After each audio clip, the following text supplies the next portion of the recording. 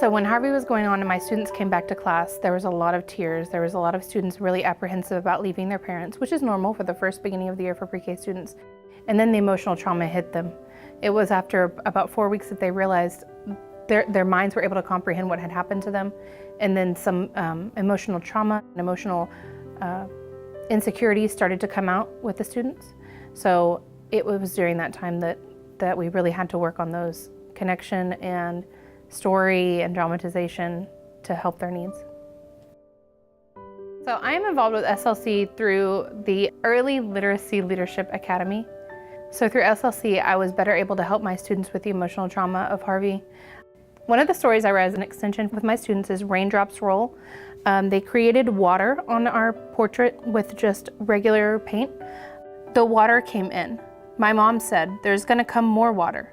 The boat get me safe. It was scary. The water was black."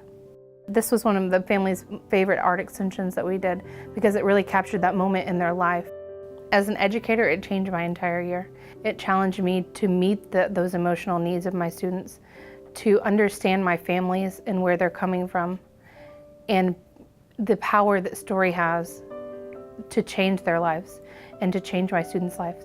I realize how fortunate I am to be able to have these tools in my teacher tool belt and to be able to use them with my students every year, no matter what trauma comes their way, whether it's a flood or whether it's a family member passing away or whether it's some other traumatic event. I have the tools necessary to help those students through these traumatic events.